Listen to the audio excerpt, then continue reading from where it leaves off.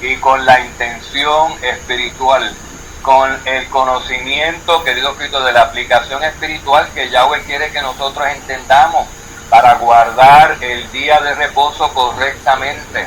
Esto era lo que no hacían los israelitas. Los israelitas y los fariseos guardaban la letra de la ley y eso, y mal guardada. Pero la intención espiritual no la conocían.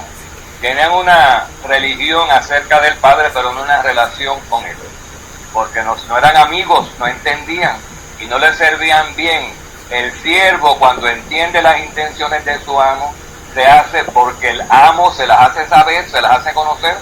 El siervo adquiere estatus de amigo del amo o de hijo del amo, queridos colegas. La Escritura dice que el siervo y el hijo son en nada diferentes cuando son pequeños, ¿verdad? Pero que cuando han llegado a la madurez hay una diferencia abismal entre ese siervo y el que es hijo. Y nosotros somos hijos por filiación, por adopción, ¿saben? No porque Yahweh nos haya a nosotros pues hecho nacer de Él mismo directamente como Padre espiritual a través de vírgenes mujeres, sino que nos va purificando. Quién sabe de dónde nacimos, ¿verdad? De personas contaminadas, porque miren, el mundo no está lleno de vírgenes María, ¿saben? De personas que si no tenían este pecado, tienen el otro, o tienen otro más. Y entonces, pues imagínense ustedes, y de ahí para Él mostrar su poder, nos ha escogido a nosotros de lo necio, lo vil y lo débil, y nos ha seleccionado, nos ha escogido para purificarnos y completar este proceso de perfeccionamiento en nosotros.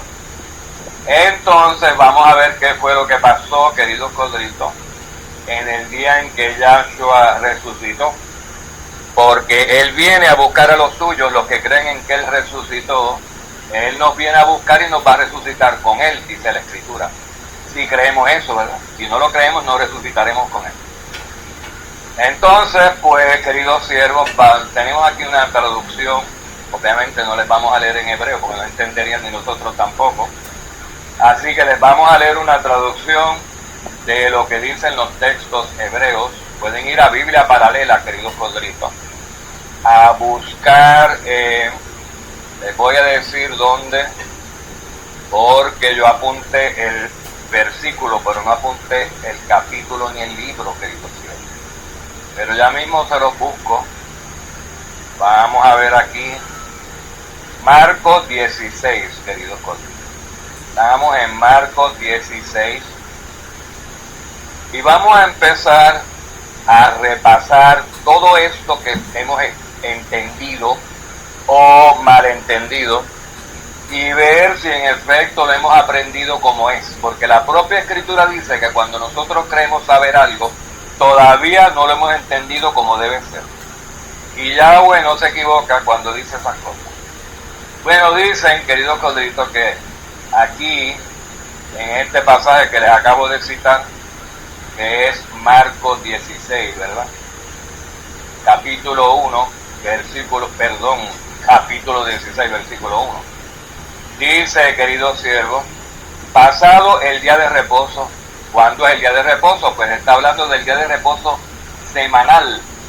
Acaba de ocurrir el día de reposo anual, el día 15 de Abib, para poner en contexto Marcos 16. Ese día, querido Cristo, fue la fiesta de panes sin levadura con su primera parte de la noche, celebrando la Pascua. El día 14, entre las dos tardes, acababan de sacrificar a Yahshua como cordero. Y lo habían puesto en la tumba, en el sepulcro, pues digamos minutos antes de la puesta del sol de que empezara el día 15, que era el Shabbat anual de la Pascua, panes ácimos. Entonces estuvo en el sepulcro 3 días y 3 noches para cumplir la profecía. Y eso quiere decir, queridos codritos, que estuvo la noche del miércoles, todo el jueves completo, que fue 15, la noche del jueves y todo el viernes completo, que fue preparación, y todo el día Shabbat hasta el atardecer. Ahí se suman 3 días y 3 noches. Quiere decir que en cualquier momento, justo antes de la puesta del sol del Shabbat semanal, o a la misma puesta del sol del Shabbat semanal, pudo haber resucitado Yahshua porque yo hubiera cumplido los 3 días y las 3 noches suyas en el sepulcro. Y ya había pasado el día de reposo, ya había pasado el Shabbat semanal, dice en Marcos 16. Cuando Miriam, la de Magdala, la otra María, la madre de Jacobo y Salomé, compraron especias aromáticas para ir a ungirse. Obviamente esto fue el sábado semanal por la noche, pasado el día de reposo, después del atardecer del Shabbat. El atardecer del Shabbat es el final del Shabbat, queridos ciegos. Fueron a comprar especias aromáticas para ir a ungirse, porque ni locas hubieran ido a comprar especias aromáticas durante el Shabbat para nada, porque las mataban si compraban o vendían cualquier cosa en Shabbat. Y de hecho en Jerusalén no había nadie vendiendo ni comprando en Shabbat ni en ningún día santo, porque ellos eran celosos. Los fariseos estaban administrando allí con los saduceos el templo y todo esto, todo el libro de la ley, y se pasaban buscando por ahí como perros guardianes, como si fueran, queridos codritos, la KGB, la policía china, cualquiera que estuviera quebrantando uno de estos mandamientos para ponerlo a muerte, ¿sabes? Era más eso lo que los inspiraba a ellos a ser celosos, tener ese dominio sobre el pueblo, y nadie se atrevía a desobedecer. Por eso ellas tuvieron que esperar, y no solamente porque no abrieran, porque ellas eran fieles, y aunque hubiera habido sitios abiertos en Shabbat, ellas no iban a comprar, porque ellas estaban instruidas por Yahshua y por Yahweh, y tenían el espíritu de obediencia. Entonces habían comprado las especias aromáticas, y entonces pues las fueron a preparar esa misma noche, ¿verdad? Acuérdense que entre un versículo y otro pueden haber horas de diferencia, porque esto no es un diario de minuto a minuto lo que estaba ocurriendo en la vida de Miriam de Magdala ni nadie. Entonces pues tenemos en el versículo 1 que eso estaba sucediendo. Fueron a comprar las especias aromáticas y después las tienen que haber ido a preparar, queridos cielos, como hicieron antes de enterrarlo el primer día, el miércoles antes de la puesta del sol, porque el jueves empezaba el miércoles a la puesta del sol empezaba lo que sería jueves o todo ese día 15, que era la Pascua, cuando ya no se podían enterrar cadáveres, tenían que estar todos en los sepulcros para el Shabbat o para días de reposo anuales. Por eso a él lo enterraron, lo pusieron en el sepulcro antes del reposo, porque este era un reposo muy solemne, no era un reposo semanal normal, que son solemnes también. Este era uno muy solemne porque era uno anual, el día de la Pascua.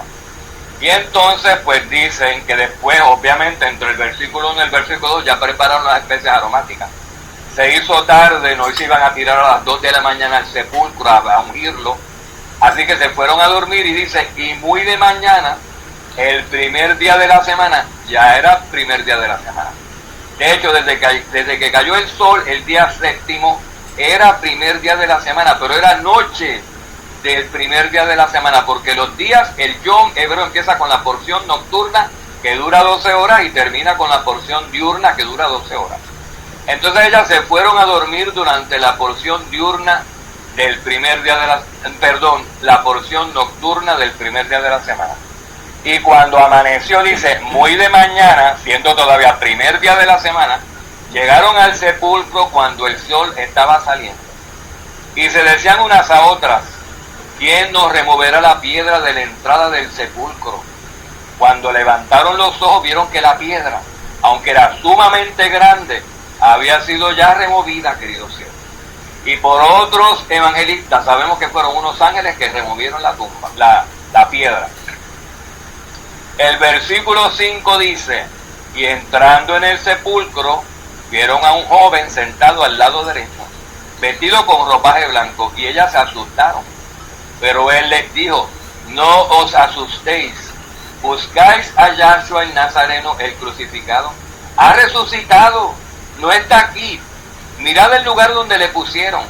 Pero id, decid a sus discípulos y a Pedro, él va delante de vosotros a Galilea. Allí le veréis, tal como os ha dicho. Y saliendo ellas huyeron del sepulcro, porque un gran temblor y espanto se había apoderado de ellas. Y no dijeron nada a nadie porque tenían miedo. Entonces salieron con este secreto, que se encontraron con este hombre vestido de blanco, sentado adentro en el sepulcro. Y les dijo, ¿a quién buscan? A Jesús, a Yahshua. No está, ha resucitado. pero díganle a sus discípulos y a Pedro en específico, fíjense ustedes, que se los va a encontrar en el camino de Emaús, queridos. Y ella, pues directo para los apóstoles y para Pedro fue que salieron, sin paradas en el camino, hasta el chismorreteando a nadie, lo que no le dijo el ángel que se lo dijera a todo el mundo. Le dijo que se lo dijera a los discípulos nada más, ¿verdad? Hoy en día, pues yo conozco gente que llegan, al otro día llegan a donde los apóstoles y Pedro con el mensaje, porque se paran en cada casa a decir lo que se encontraron y a contarle a gente que no tiene nada que ver. Acuérdense de esos detalles, queridos codritos, que las cosas son así como... tenemos que ser bien estrictos. Bueno, dice, queridos siervos, el versículo 9, fíjense ustedes que aquí hace como un retroceso. La escritura está escrita en lenguaje de tartamudos, quiere decir que se repiten cosas. A veces se dan detalles, se quedan otros detalles sin dar y se regresa al contexto original, a lo que estaba pasando desde antes, para traer esos detalles y incluirlos y no dejarlos fuera. Entonces dice, y después de haber resucitado muy temprano el primer día de la semana, esto es otra vez lo mismo, muy temprano el primer día de la semana, cuando se había encontrado este hombre dentro de la tumba vestido de blanco, que les dijo, vayan y díganlo a los apóstoles que Yahshua resucitó, ¿se acuerdan? Dice, queridos codritos, no fue que ellas regresaran otra vez, esto sucedió simultáneo. Muy temprano, el primer día de la semana, Yahshua se apareció primero a María Magdalena, de la que había echado fuera 7 demonios. Y no fue porque María Magdalena le hubiera hecho una mentirita color de rosa a la mamá, ¿verdad? Que tenía 7 demonios, queridos. Bueno, dice, y ella fue y se lo comunicó a los que habían estado con él, que estaban lamentándose y llorando, estaban todavía sufriendo la pérdida de su amo Yahshua. Lo asumían muerto, no tenían la certeza de que iba a resucitar a los 3 días y las 3 noches. De hecho, las mujeres tampoco, por eso fueron a ungirlo al tercer día, pensando ellas que podría estar allí todavía en el sepulcro muerto, queridos colegas. Cuando ellos oyeron que él estaba vivo, porque Miriam de Magdala dijo, ha resucitado, me lo dijo un hombre, y después se me apareció también a mí, y me dijo que les dijera esto. Cuando ellos oyeron que él estaba vivo y que ella le había visto, se negaron a creerlo. Ahora dice, querido Cristo, después de esto, después de este evento, que fue el primer día de la semana, ya amanecido, que ya Miriam de Magdala llegó a donde yo con el mensaje de que fui para allá, la piedra estaba rodada, me pregunté, me iba a meter al sepulcro, me encontré con uno vestido de blanco allá adentro, que me dijo, él no está, él resucitó, después me encontré con él, que estaba como que haciéndose de jardinero, ¿se acuerdan? En otro evangelio tenemos esa pieza de información, y entonces él me dijo que se le iba a aparecer por el camino de Emaús, y me dijo también que se lo dijera a ustedes, y he venido corriendo a decírselo. Pero no me creyeron, pero los apóstoles no le creyeron a Miriam. Dice, queridos codritos, después de esto, como quiera Yahshua se apareció en el camino de Emaús. Como quiera Yahshua se iba a seguir apareciendo a todo el mundo que él tenía planeado aparecérsele, ¿saben? Aunque no le creyeran. Dice, después de esto, el versículo 12, se apareció en forma distinta a 2 de ellos cuando iban de camino por el campo. Ese es el camino de Emaús. Y estos fueron y se lo comunicaron a los demás discípulos, pero a ellos tampoco les creyeron. No le creyeron estos 2 discípulos que iban por el camino de Emaús, que Yahshua se les hubiera aparecido.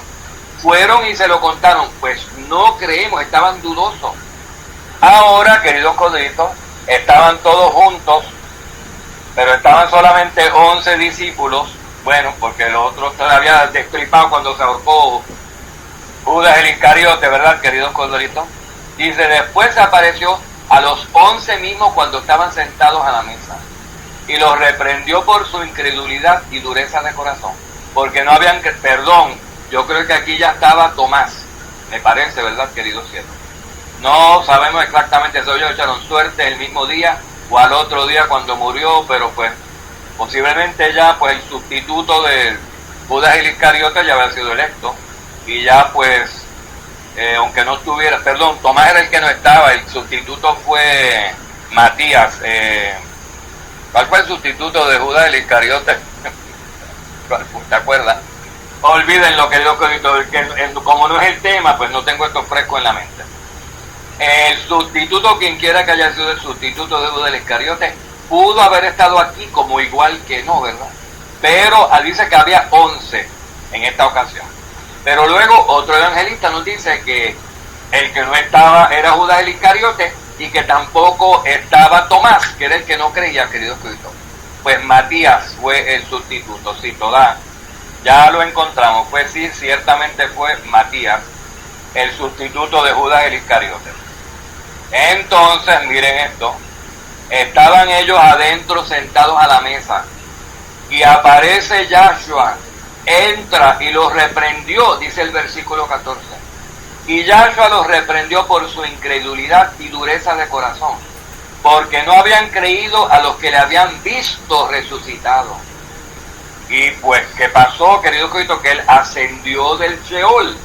Cuando Yahshua resucitó, él, cuando lo mataron, descendió al Sheol, ¿verdad? A las profundidades de la tierra. Cuando resucitó, ascendió a la superficie, a donde había estado otra vez. Ascendió del Sheol, de las profundidades, a la superficie de la tierra. Pero le faltaba seguir ascendiendo, ¿verdad? Porque iba a ascender hasta el tercer cielo. Bueno, le reprendió por su incredulidad, queridos codritos. Y dice en Marcos 16, 19, entonces el amo Yahshua, después de hablar con ellos, fue recibido en el cielo y se sentó a la diestra de Yahweh. Fíjense ustedes, queridos codritos, que aquí hay una brecha enorme en tiempo comparando el evangelio de Marcos con los otros evangelios. Los otros evangelios dan muchísimo más detalle de todos estos eventos y encuentros que tuvo Yahshua desde que él ascendió del sepulcro hasta que ascendió finalmente a lo más alto del cielo y se sentó en el trono de Yahweh. Aquí se corta todo esto y aparece entonces el amo Yahshua, después de hablar con ellos, fue recibido en el cielo y se sentó a la diestra de Yahweh. No dice ni que lo vieron subiendo y ascendiendo entre las nubes, ni eso dice Marcos, pero los otros evangelistas lo dicen, ¿verdad? Entonces, queridos codritos, ¿qué tenemos aquí? Dice también la escritura, vamos a prestar atención a esto.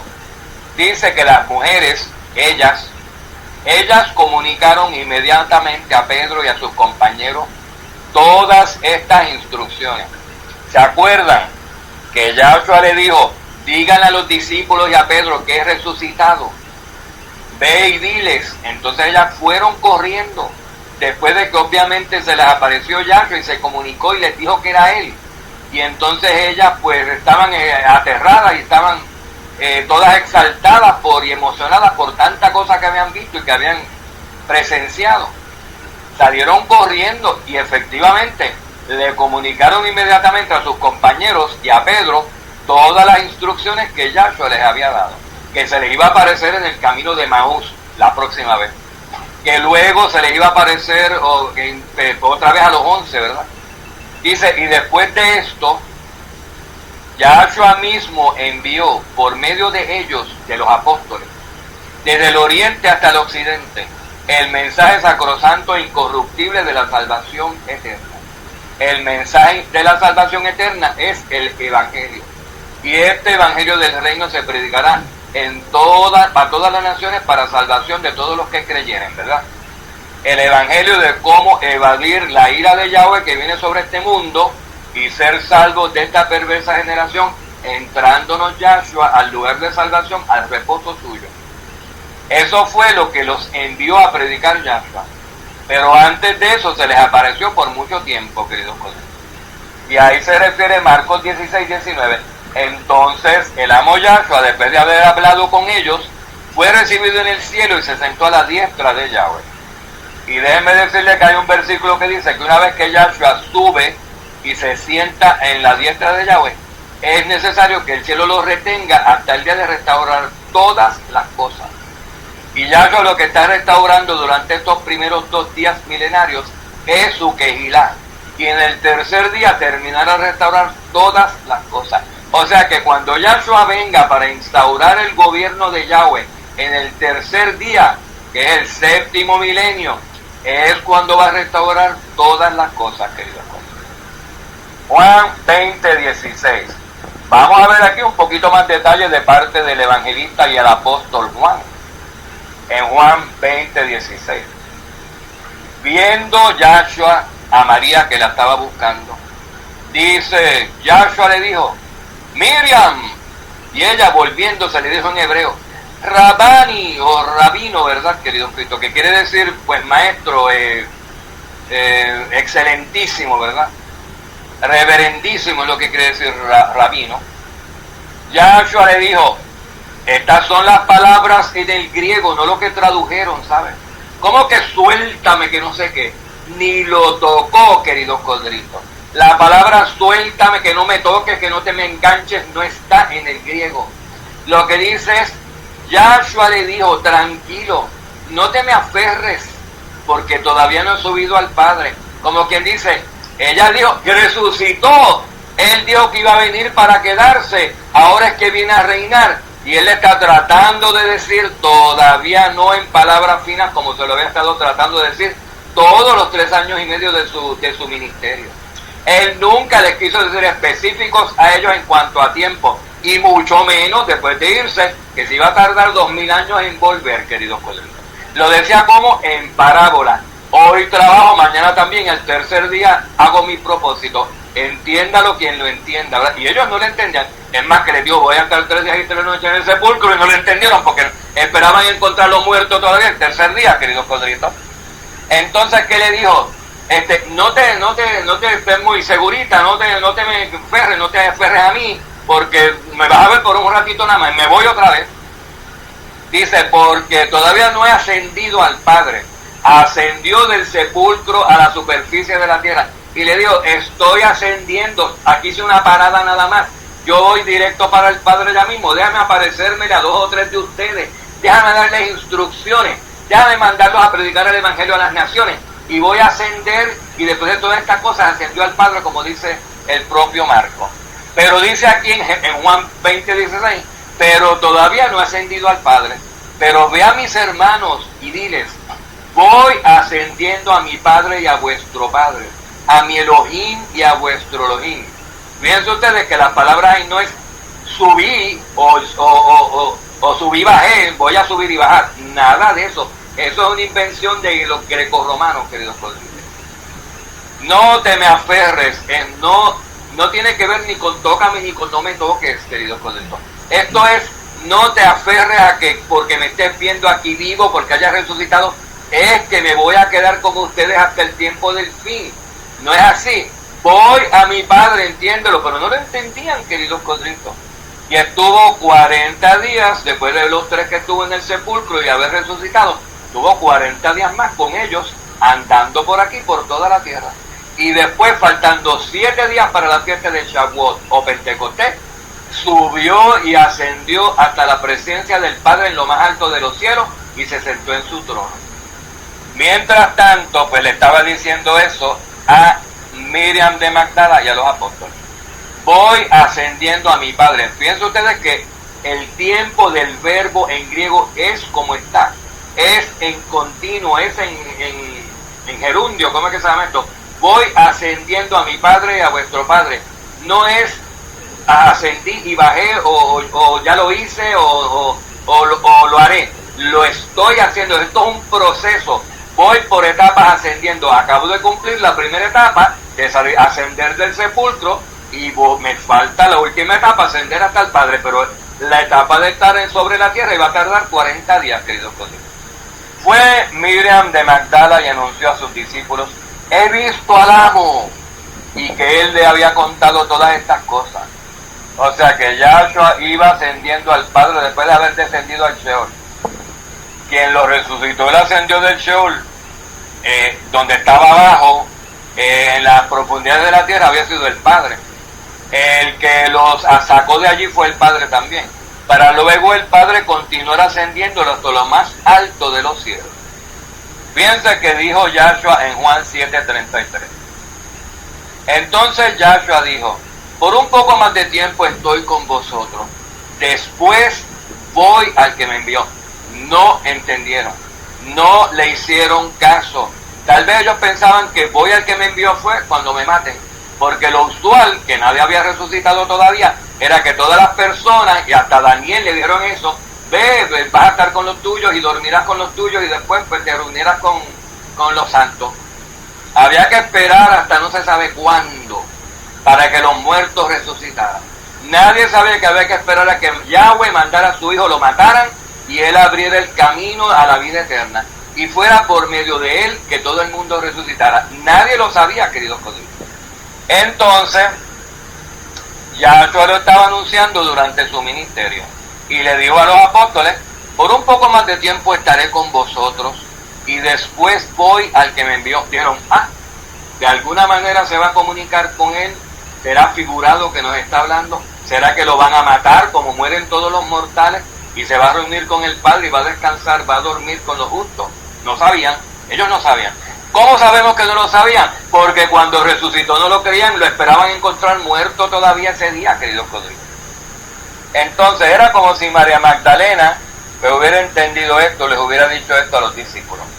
Yahshua me dijo que no me aferrara, ¿verdad? ¿Qué significa eso?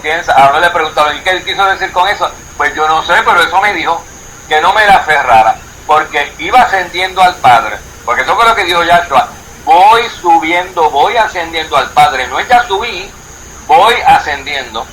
Les dijo así Miriam de Magdala. Luego entonces, Yahshua se les presentó a los discípulos, se les presentó a los 11, no estaba el incrédulo Tomás, ¿verdad? Que le dio escrito.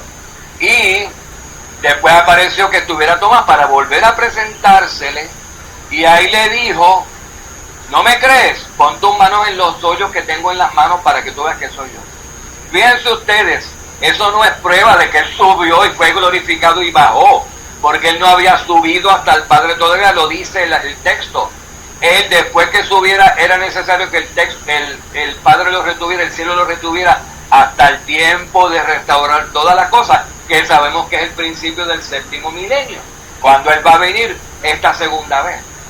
Entonces, él estuvo de corrido andando por la tierra desde que resucitó los 40 días, queridos amigos.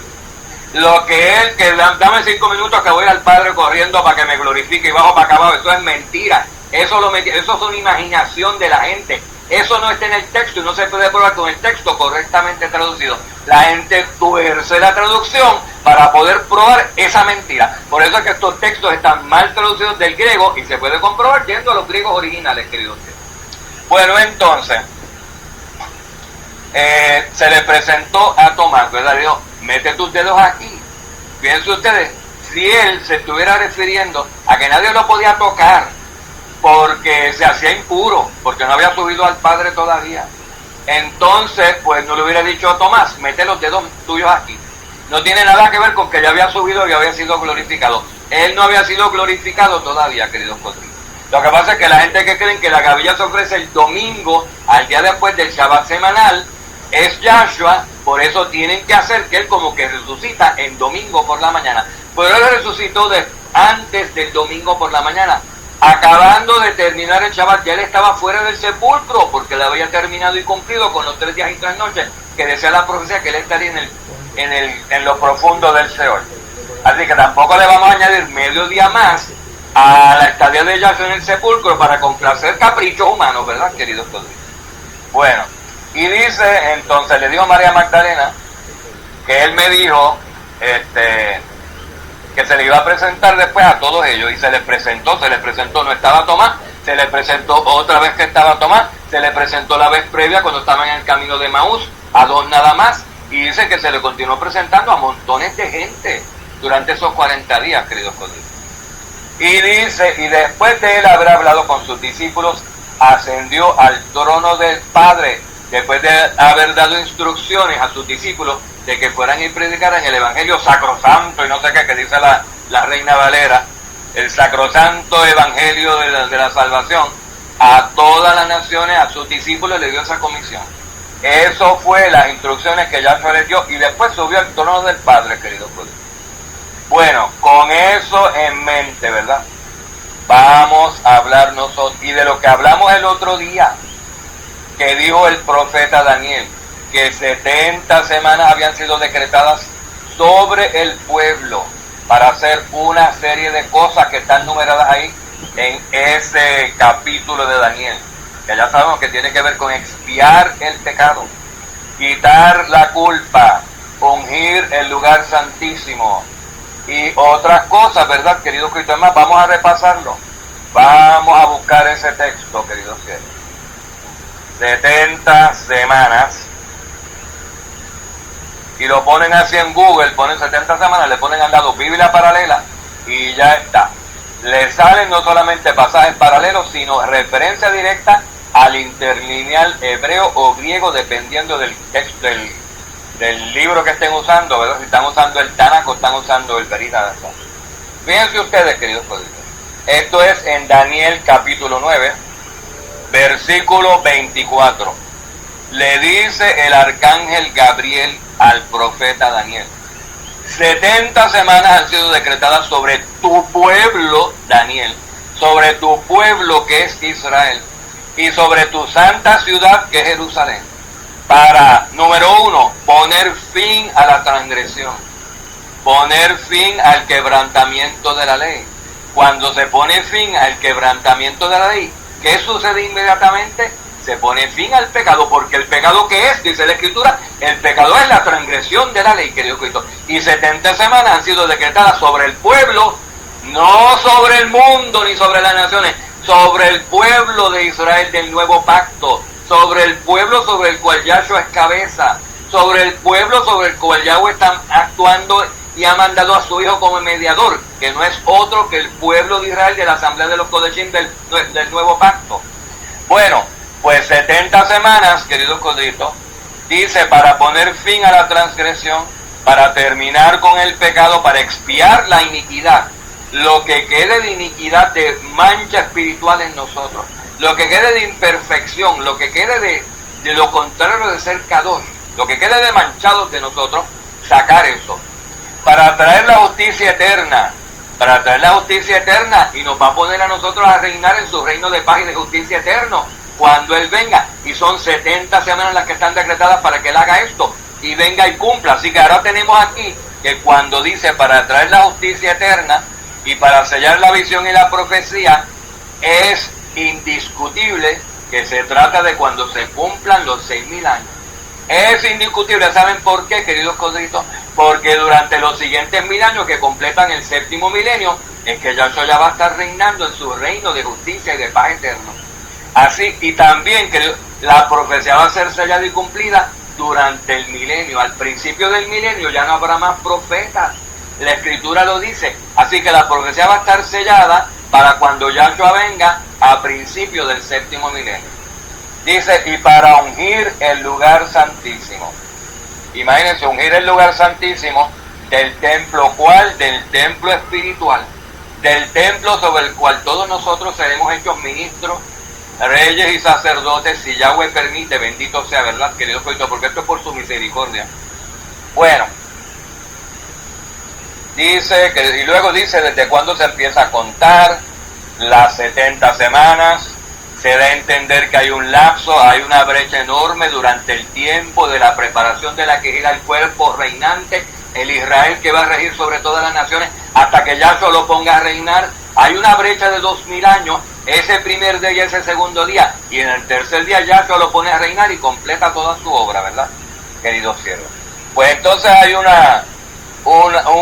starting point, un tiempo de inicio de cuando empieza el conteo de las 70 semanas y cuando termina también, cuando Yahshua venga, que ya va a haber completado todo en lo que respecta a su pueblo, no lo que respecta a las naciones, que esos otros 1.000 años del 7º milenio los va a utilizar para hacer perfectos a los de las naciones, después de habernos hecho perfectos a nosotros primero 1.000 años antes. Bueno, esperemos que lo entiendan, ¿verdad, queridos colegas? Pues estamos asumiendo que saben demasiado, nos explican, nos hacen preguntas, si acaso no entienden, nos interrumpen si nos tienen que interrumpir, ¿verdad? Y pues nosotros les contestamos porque estamos a tiempo, estamos tocando este tema en específico y queremos tenerlo lo más claro posible. Bueno, entonces, queridos siervos, llegamos entonces por donde íbamos leyendo, ¿verdad? Y vamos para el Levítico 16, el día de la expiación. ¿Qué es lo que va a suceder en el día de la expiación? Va a suceder una parte importantísima de Daniel 9, de la profecía de las 70 semanas. Va a suceder la parte final de la expiación que Yahshua tiene que hacer, expiar la iniquidad de su pueblo, porque 70 semanas han sido decretadas sobre el pueblo, y se va a terminar la expiación de hacer en la última semana, en la 70ª semana, queridos padres. Así que ven cómo tiene una relación directa lo que habla Daniel, profeta, con lo que está hablando aquí el apóstol, Moisés en Levítico 16, queridos codritos. Cuando nos habla proféticamente del día de la expiación, vamos a ver cómo estos días son proféticos. Porque si nosotros no entendemos que estos días son algo más que días en los que ya se hicieron cosas, y la gente lo entiende así como que ya pasaron cosas y ya lo que se hizo se iba a hacer. No, señores, no. Esto se sigue haciendo. Yahshua sigue trabajando en la obra maestra que está haciendo Él, el Padre a través de Él. En estos mismos días sigue haciéndolo, porque esto es un itinerario de lo que Yahshua tiene que hacer cuando lo tiene que hacer. Fíjense ustedes, hay un día cuando Yahshua va a expiar el pecado que le dijo el arcángel Gabriel a Daniel que iba a expiar, y es el día 10 del séptimo mes, el día de la expiación o Yom Kippur. Pero vamos al texto en Levítico 16:1. Y Yahweh habló a Moisés después de la muerte de los hijos de Aarón, que nadie se quiere, ni el propio Aarón se quiere acordar de la muerte de sus dos hijos, de los mayores, ¿verdad? ¿Por qué? Porque se metieron a quemar incienso de una manera diferente a como Yahweh les mandó. No dice específicamente qué fue lo que hicieron. El incienso sí sabemos que había que tomar las brasas del altar del incienso o del altar mayor que estaba afuera, porque no se puede estar prendiendo fuego, eso tiene que estar ardiendo todo el tiempo, tiene que haber brasas sobre algún altar, ¿saben? Y la lámpara, los 7 candeleros de la menorá tienen que estar encendidos en todo momento, y para eso entraban ellos allí, para eso entraban 2 veces al día los sacerdotes, para asegurarse que hubiera leños en el fuego y que hubiera aceite en la lámpara, que Dios cuidó. Porque no se puede estar casi echando gasolina y prendiendo fuego como cuando se va a hacer una barbacoa en el templo, ¿verdad, queridos cuidó? Alguna vez que yo creo que lo entienden así. Ahí se apagó, pero no importa, ahí está el ese, echarle gasolina y métele leña de otra vez, tírale un fósforo para que se prenda. No, queridos Cristo, Yahweh dio ordenanzas de cómo tener el fuego encendido. El que se atreviera a hacerlo de otra manera se moría. Entonces después que tengan el fuego encendido, que pueden tomar leños del altar grande acá del holocausto que está afuera y llevarlo al altar del incienso que está en el lugar santo. Ese altar del incienso ustedes lo usan solamente para quemar incienso, y lo van a hacer así. Si no hay fuego, tomen de las brasas del altar de afuera y llévenlo ahí y pongan más brasas ahí, y después encima de las brasas echan el incienso. No puede ser tirar el incienso encima del altar y después poner fuego encima, no es así. ¿Qué fue lo que hicieron los hijos de Aarón? No sabemos. No sabemos si echaron el incienso fuera, o si lo echaron primero y después las brasas, o si se metieron para el lugar santísimo. Yo no sé si fueron allá, tomaron del incensario y lo fueron a echar sobre el propiciatorio, pero los dos se murieron, queridos colegas. Y le dijo Yahweh a Aarón, no te lamentes por ello, porque Aarón ya estaba con la lagrimita y como Verónica Castro en las novelas, ¿saben, queridos colegas? Con la lagrimita en el ojo, y yo no sé cómo esa mujer la puede tener así. Esta actriz se la tiene y no se le cae. Y tú no límpiatela o que derrámala ya de una vez. Son expertas esas actrices, querido Costrito. Pero esto que sucede aquí no era actuación, era en serio. Se le murieron los dos hijos de Aarón, y Aarón estaba a punto de empezar a hacer luto y todo, y ni te lamentes, se dijo Yahweh, porque fue una muerte justa, porque no me obedecieron. Y quiero que quede esto patente y claro ante el pueblo entero, que las cosas se hacen como yo digo. A mí se me adora como yo digo, no como a ustedes les dé la gana de hacerlo, ¿entienden? Bueno, nosotros lo entendemos y vamos así al derechito y asustadito, ¿verdad, querido? Dice, después de la muerte de los hijos de Aarón, ocurrida cuando se acercaron a la presencia de Yahweh y murieron, dijo Yahweh a Moshe, dile a tu hermano Aarón que no en todo tiempo entre en el lugar, como si tuviera que ver, ¿verdad? Le está diciendo, mira, que ellos se murieron porque entraron donde no tienen que entrar, o porque quemaron incienso como no lo tienen que quemar. dile a tu hermano Aarón que no vaya a meter la pata también, que no en todo, o digamos, o en cualquier momento entre en el lugar santo detrás del velo. El lugar santo detrás del velo es el lugar santísimo, querido Rodrigo. Que no en cualquier momento que él le dé la gana ruede la cortina que divide el lugar santo del santísimo y se meta para allá, para el lugar santísimo. Dice que no en todo tiempo entre en el lugar santo que está detrás del velo, dice delante del propiciatorio que está sobre el arca, porque el arca y la tapa que es el propiciatorio estaban adentro del lugar santísimo.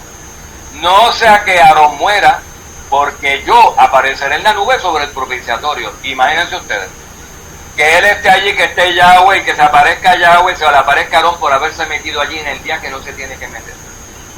Vamos a ver ahora a partir del versículo 3, cómo podía ser Aarón para entrar al lugar santísimo en el día que Yahweh le permitía entrar, porque tampoco era así, que oye, rueda la cortina, me meto allí vestido de payaso, vestido de elefante. No, también te tienes que poner unas ropas especiales, tienes que hacer esto, tienes que hacer lo otro, y entonces entras al lugar santísimo ante mi presencia y no mueres, Aarón. Vamos a ver, versículo 3. Aarón podrá entrar en el lugar santo con esto. Y esto que estamos leyendo no es todo. Aquí empieza Yahweh a darle instrucciones a Moisés.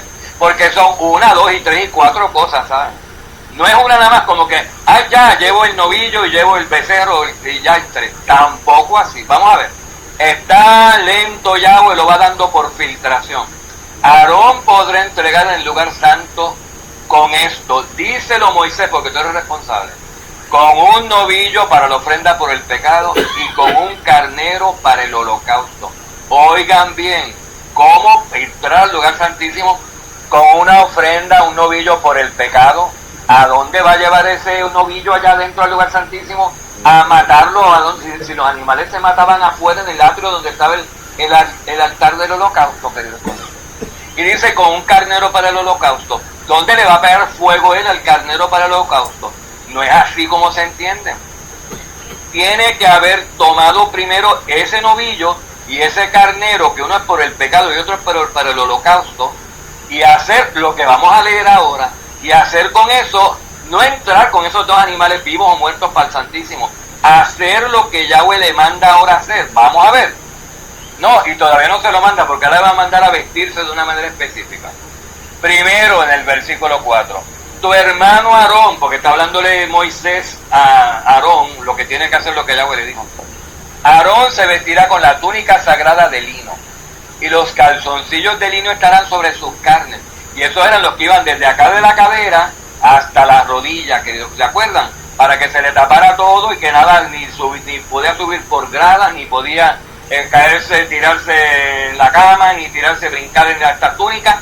Era para entrar nada más al lugar santísimo que él se ponía esta túnica. Esta ropa, oigan bien, se vestirá con la túnica sagrada de lino y los calzoncillos de lino estarán sobre sus carnes. Y se ceñirá con el cinturón de lino y se cubrirá con el turbante de lino. Y en paréntesis dice, estas son las vestimentas sagradas del sumo sacerdote. Y el sumo sacerdote es el único que puede entrar al lugar santísimo una vez al año, en el día 10 del mes séptimo, ¿verdad? Estas son las vestimentas sagradas de las que se habló en otro capítulo, querido juez. Pues esto es lo que se tiene que poner Aarón, tu hermano Moisés, para este día 10, que además tiene que llevar el novillo y tiene que llevar el carnero, pero ya mismo, dice Yahweh, ya mismo te explico lo que tiene que hacer con el novillo y con el carnero. Vamos a ver. Dice entonces, pues se va a vestir con esto, versículo 4. Dice, lavará por tanto su cuerpo con agua y se vestirá con ella. No, se va a sudar como me sudo yo ahí sacando tierra de la joya. Se va a ir así, ponerse las ropas de lino fino para ir allá a la presencia de Yahweh, sudado. Claro que no, se tiene que bañar completito, queridos codritos. Entonces se lo está diciendo, lavará por tanto su cuerpo, eso es un buen baño, ¿saben? Con cepillo, con estropajo. Y luego se vestirá con estas ropas que son las vestimentas sagradas. Versículo 5. Y tomará de la congregación de los hijos de Israel. Ahora vamos al novillo, ¿verdad? Que empezó hablando en el versículo 3. Aarón, tu hermano, entrará a llevar un novillo y un becerro. Y después no hablo más de eso, pero como la escritura, como los tartamudos, ahora Yahweh vuelve a hablar del novillo y vuelve a hablar de lo que no habló antes, querido Cristo. En el versículo 5. ¿De dónde saca primero el novillo para la ofrenda por el pecado y el carnero para el holocausto? Lo dice. Uy, Miguel, se cayó una lámpara y se rompió. Bueno, no importa, fue por la ventolera y la cortina, queridos codritos. Bueno, vamos a ver en el versículo 5, queridos codritos. Hace rato que estaba soplando, ¿verdad? Pero no nos imaginamos que fuera a dar ahí. Versículo 5. Y Aarón tu hermano tomará de la congregación de los hijos de Israel. ¿Quién es la congregación de los hijos de Israel?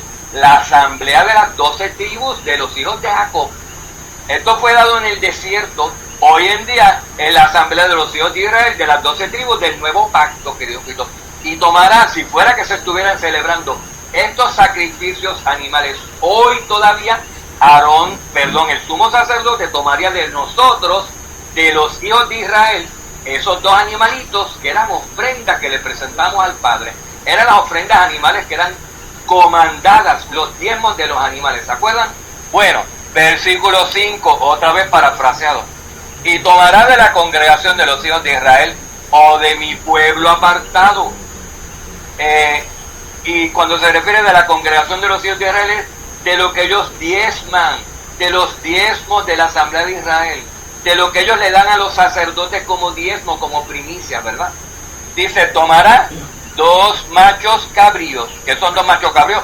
2 cabros, ¿verdad? No es mucha ciencia. 2 animales, 2 cabros, queridos cuiditos, primogénitos, porque en otros sitios en la escritura dice que tienen que ser primogénitos los que se le ofrecen a Yahweh. Las ofrendas, los diezmos animales tienen que ser primogénitos. Tienen que ser mayores de 1 año cuando se van a presentar en sacrificio. Y tienen que ser obviamente sin defecto, ¿verdad? No lo dice aquí en Levítico 16, pero no nos hace falta porque la escritura está dada, la verdad está dada un poquito aquí y otro poquito allá. Y lo que no dice aquí, lo dice por allá o lo dice por otro sitio, ¿verdad? Y nosotros vamos como armando un rompecabezas, recogiendo las piececitas y uniéndolas todas unas con la otra. Y las piececitas de los rabinos y de los romanos, por favor, las echan en la papelera, porque esas no encajan en este rompecabezas divino. Entonces, pues, toman esos 2 animales que Yahweh le dijo al sumo sacerdote Aarón, el novillo y el carnero, de los diezmos de las ofrendas animales que ofrece los hijos de Israel, o ofrecían para aquel tiempo, y entregaban a los sacerdotes. Y entonces los sacerdotes escogían los animales que eran para el sacrificio, para el holocausto, que fueran mayores de 1 año, que fueran machos y que fueran sin defecto. Dice, para ofrenda por el pecado. Tomará de la congregación de los hijos de Israel 2 machos cabríos para ofrenda por el pecado, más un carnero, dice, más un carnero o una oveja para el holocausto, que Dios Cristo. Vamos a ver ahora el versículo 6. Y también Aarón ofrecerá el novillo como ofrenda por el pecado. El novillo del cual se le dio en el versículo 3 que tenía que tener. Aarón ofrecerá el novillo como ofrenda por el pecado, que es por sí mismo, para hacer expiación por sí mismo y por su casa. Vamos a ver que el novillo es un becerro, ¿verdad, querido?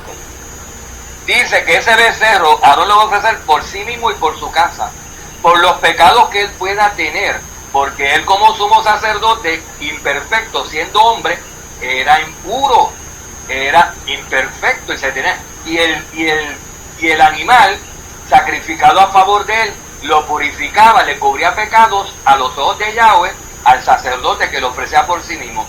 Así el sacerdote quedaba temporalmente cubierto sus pecados o limpio para él el siguiente poder ofrecer sacrificios, él a favor del pueblo o de nosotros, ¿verdad? Pero primero se tenía que purificar a sí mismo, ¿verdad? Yahshua no se tuvo que purificar de esta manera con derramamiento de sangre, porque Yahshua era puro desde la eternidad. Y vamos a ver luego pues la ceremonia de esto, de cuando él va a entrar en el lugar santísimo del templo celestial, porque eso está en la escritura, creo. Pero se estaba celebrando todo esto que iba a ser Yahshua, o que Yahshua hacía anualmente en el cielo. Se estaba celebrando a nivel terrenal en un templo terrenal, con animalitos que se les derramaba la sangre, ¿verdad? Entonces Aarón ofrecerá el novillo como ofrenda por el pecado, que es por sí mismo, para hacer expiación por sí mismo y por su casa. muy al estilo de, digamos, de Job, ¿se acuerdan? Y Job mataba a los animalitos, ofrecía sacrificios a Yahweh por sí mismo, por sus hijos y por su esposa y por todo lo que él tenía. Porque Job era un hombre justo y quería estar a tono con Yahweh. Quería estar sintonizado en la frecuencia Kadosh de Yahweh, quería estar puro y aceptable a los ojos de Yahweh. Y ofrecía sacrificio, porque era lo que él sabía para ese tiempo, lo que lo podía limpiar o le podía cubrir pecado. Ahora sabemos que Yahshua como Cordero derramó su sangre una sola vez y nos cubre todos los pecados, los de ayer, los de hoy, los de mañana, ¿verdad? Bueno, vamos a ver. Entonces dice, querido escritor, el versículo 7.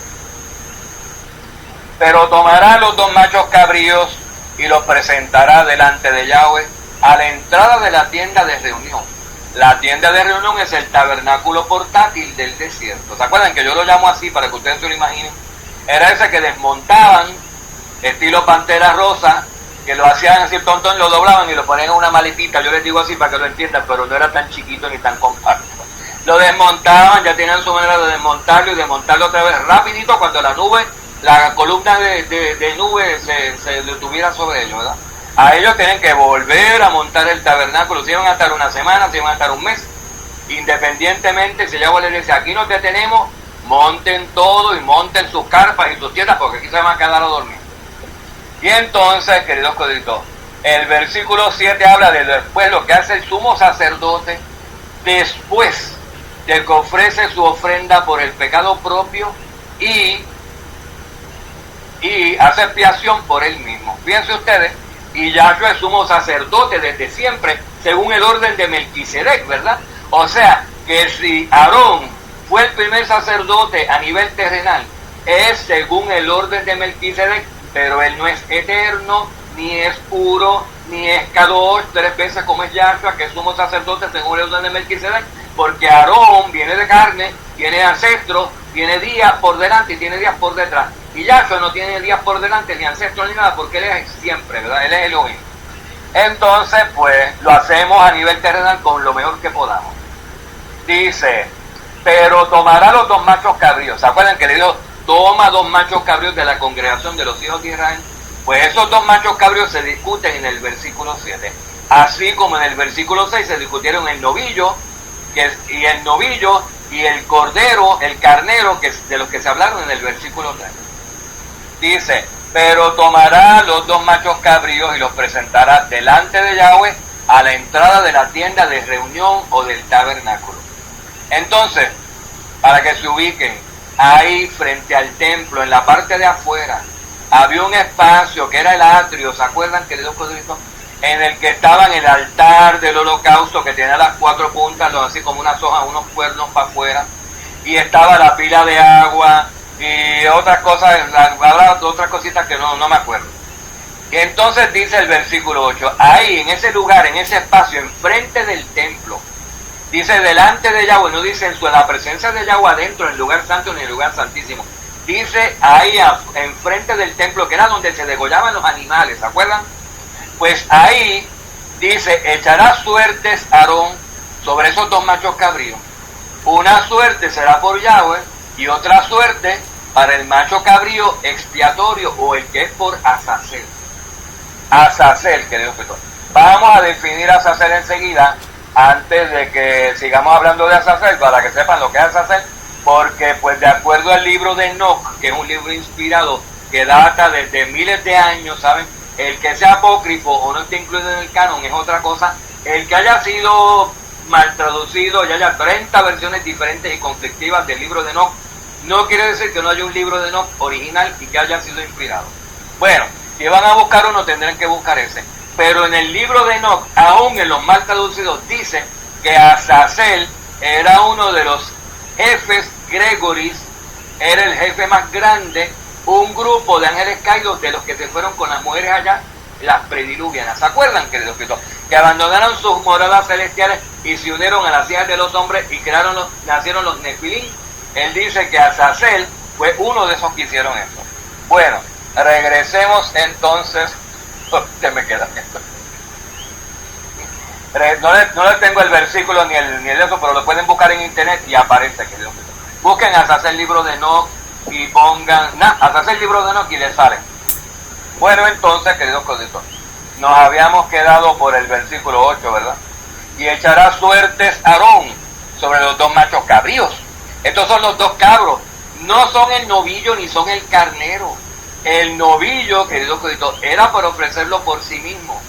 Y vamos a ver lo que él va a hacer con estos dos cabros, machos cabríos. Uno será por Yahweh y otro será por Azazel, por el demonio, por Satanás, querido Codito.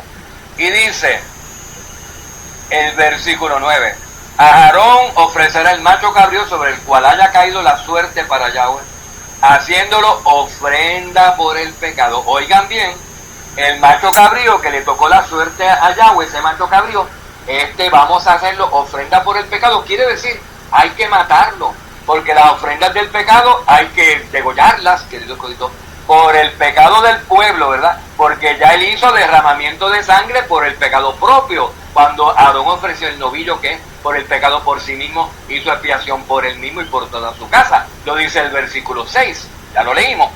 Entonces ahora está haciendo expiación por el pecado del pueblo con este chivo con el chivo que es para Yahweh, querido Cristo. Ofrecer el macho cabrío sobre el cual haya caído la suerte para Yahweh, haciéndolo ofrenda por el pecado. Entonces, por el pecado, ¿cómo tiene que ser? Pues dice que sin derramamiento de sangre no hay ofrenda por el pecado, ¿verdad? Entonces quiere decir, está implícito que si lo ofrecen por el pecado del pueblo, lo tiene que matar, tiene que haber derramamiento de sangre de ese animalito. Bueno, no lo dice aquí, pero lo dice en otros capítulos, en otros sitios de la Escritura. Y nosotros vamos juntando los pedacitos de lo que vamos aprendiendo y lo unimos todo para tener el cuadro completo. Dice, queridos codritos: pero el macho cabrío sobre el cual cayó la suerte para Azazel. Versículo 10. El macho cabrío que representa a Satanás, oigan bien, será presentado vivo delante de Yahweh para hacer expiación sobre él. Vivo. Esto implica muchas cosas y las vamos a ver, queridos codritos. Para enviarlo como macho cabrío expiatorio al desierto. Aquí no dice, mátate este chivo. Fíjense lo que va a pasar, queridos coditos. Lo mandan vivo y queridos coditos, se expía el pecado del pueblo con los dos.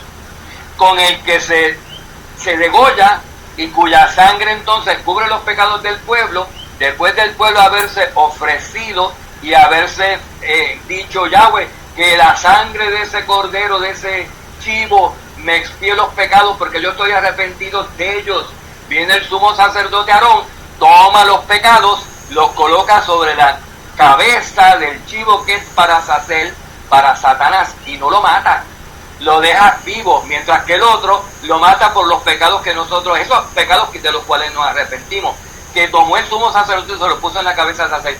Esos nos los perdona por el derramamiento del pecado del chivo que representa a Yahweh, y se cumple porque con derramamiento de sangre hay perdón de pecados, queridos Cristo. Pero entonces vamos a ver lo que pasa con este otro chivo al cual se le imputan los pecados del pueblo, que no es muerto sino que se manda vivo. Vamos a ver, queridos codritos, versículo 10, releemos. Pero el macho cabrío sobre el cual cayó la suerte para Azazel será presentado vivo delante de Yahweh para hacer expiación sobre él, no por él, sobre él, queridos coditos. Tomo los pecados del pueblo y te los coloco sobre tu cabeza, Satán, sobre tu cabeza, Azazel, porque el pecado originó en ti y a ti regresa. No te me vas a escapar. ¿Se acuerdan de la serpiente escurridiza que no se la puede agarrar? Porque era como cuando tú agarras, el Leviatán era como cuando agarras una serpiente y le untas vaselina. Que ¿quién la agarra, querido Cristo? Pues aquí el sumo sacerdote la puede agarrar y está representada por el chivo Azazel. Ahora se le imputan los pecados de toda la humanidad y de todas las generaciones del pueblo de Israel a Lucero, el antiguo Lucero, Satanás, que está representado por el chivo expiatorio llamado Azazel, queridos coditos. Vamos a ver dónde me quedé, porque será presentado vivo delante de Yahweh para hacer expiación sobre él, para enviarlo como macho cabrío expiatorio al desierto. Al desierto, ¿qué se relaciona con el desierto, querido? El lugar inhóspito, caluroso, ¿verdad? El lugar donde si tú no vas con la protección de Yahweh y con la columna de nube y la columna de sol, no sobrevives, ¿verdad que no? porque el pueblo sobrevivió porque estaba con la protección de Yahweh. Y Filadelfia va para el desierto porque tiene la protección de Yahweh por esos 3 años y medio. Pero ahí en el desierto lo que usualmente van son los demonios, los que toleran lo árido, el calor, porque el calor está asociado con los demonios, porque ellos son del sitio donde van a arder eternamente. Y dice la Escritura que desde ahora hay una cosa sobre ellos, que ellos sienten esa flama y ese calor a donde van a tener como residencia permanente, querido Cristo. Desde ahora ellos buscan el calor. Entonces, pues, dice, para enviarlo como macho cabrío de Azazel al desierto. Otra vez, para enviarlo vivo, ¿verdad? Sin derramamiento de sangre. ¿Y qué pasa sin derramamiento de sangre? Que sin derramamiento de sangre no hay perdón de pecado. No hay perdón de pecado. Entonces, este chivo no muere degollado para que esa sangre sirva para expiar pecados del pueblo. No, se le imputan los pecados sobre su cabeza y se queda vivo con los pecados del pueblo completo. Además, el chivo expiatorio de Azazel queda inmundo al serle impuestos los pecados del pueblo y no morir, porque se escogió, era puro, se escogió, eran animales puros, los 2 chivos, que hubo que echar suerte porque los 2 eran perfectos, hubo que decidir cuál es para Yahweh y cuál es para Satanás, porque no se puede decir vamos a tomar el feo para Satanás, vamos a tomar el que tiene mancha para Satanás, porque ninguno tenía mancha, así como Lucero cuando fue creado tampoco tenía mancha, ¿verdad? Era puro y era perfecto, pero se le imputan los pecados y ¿qué pasa? Ahora ya no está perfecto, y si no está perfecto, fíjense ustedes, tiene los pecados puestos sobre su cabeza y no se puede ahora ofrecer en sacrificio, aunque quisiéramos ofrecer en sacrificio, porque por el hecho de tener los pecados sobre su cabeza, ahora no se puede ofrecer porque está impuro el animal, queridos pueblos. Eso es lo que le pasa a Satanás, no tiene cómo salir de su impureza y de su destino, que no sirve para nada, queridos pueblos. Entonces, el chivo expiatorio que es por Azazel queda inmundo desde que se le pone las manos el sumo sacerdote, se le imputan los pecados del pueblo. Y al no morir por ellos, al no morir con esos pecados o por ellos, a diferencia del otro chivo que es por Yahweh y que muere y que sirve de ofrenda por el pecado del pueblo, pero el chivo expiatorio Azazel no sirve para ofrenda, pues al no morir queda impuro con esos pecados, ya no se puede usar como sacrificio por no ser puro. Entonces, ¿qué pasa, querido Cristo? Que se queda vivo, se queda inmundo hasta que se muere en el desierto, hasta que le toca al animal morirse de algo en el desierto. Pero esto es representativo de algo que Yahshua está haciendo y va a hacer en el día de Yom Kippur. Yahshua cuando venga, porque el sumo sacerdocio de Aarón ya no existe, el templo no existe, pero existen los protagonistas, existe un templo celestial, existe Yahshua, el sumo sacerdote según Melquisedec, existe Azazel, existe Satanás, existe el pueblo que tiene que ser expiado, y se va a hacer todo como según este mismo orden dado aquí en Yom Kippur por el sumo sacerdote Aarón. Vamos a ver, dice el versículo 11, entonces Aarón ofrecerá el novillo de la ofrenda por el pecado que es por sí mismo, y hará expiación por sí mismo y por su casa, y degollará el novillo de la ofrenda por el pecado hecha por sí mismo. Fíjense, otra vez, que tenemos aquí en el versículo 11? Confirmación de lo que Yahweh dice por el profeta Isaías en 28:10. ¿Qué dice el profeta Isaías a partir del capítulo 28:10? Que la verdad ahora por nuestra desobediencia, por la rebeldía, por todo lo bueno que somos, entre comillas, Yahweh nos va a dar ahora la verdad, dispersa un poquito aquí, otro poquito allá, línea tras línea, renglón sobre renglón, en boca de lenguaje extraño, traducido, no la va a dar, queridos coditos, por boca de tartamudos, pues por boca de tartamudos la está dando desde el principio. Fíjense como ahora en el versículo 11, Moisés regresa a hablar ahora del novillo, otra vez del cual se habló en el versículo 3. Mantengan esto en mente, no son novillos distintos, es el mismo novillo, es el mismo carnero. Vamos a ver, entonces después que haya escogido los 2 chivos, después que haya adjudicado uno para Yahweh y otro para Azazel, el demonio, después que haya matado el que es para Yahweh y haya soltado vivo al que es por el demonio, ahora va a tomar Aarón el novillo, dice, entonces ofrecerá el novillo de la ofrenda por el pecado que es por sí mismo, y hará expiación por sí mismo y por su casa, y degollará el novillo de la ofrenda por el pecado hecha por sí mismo. Miren lo que él va a hacer con la sangre y miren lo que él va a hacer ahora con estos animales que Dios puede. Dice el antes, vamos a ver qué va a hacer con el incensario. Versículo 12. Y tomará un incensario lleno de brasas de fuego de sobre el altar que está delante de Yahweh. Algunos entienden que este puede ser el altar del holocausto que está afuera, porque eso quedaba delante de Yahweh. Yahweh estaba en el templo y el altar estaba delante del templo, pues en ese sentido está delante de Yahweh. Pero, queridos codritos, delante de Yahweh en el templo, Yahweh estaba en sí, no en cualquier parte del templo, sino en el lugar santísimo. Y justo delante del lugar santísimo estaba el velo, y antes del velo que estaba el altar del incienso. Entonces algunos entenderán que este puede ser el altar del holocausto que está afuera, ese cuando dice, y tomará el incensario lleno de brasas de fuego de sobre el altar, lleno de brasas de fuego de sobre el altar. O sea, las brasas de fuego que están en el altar es lo que él va a meter en el incensario, entiéndanlo así.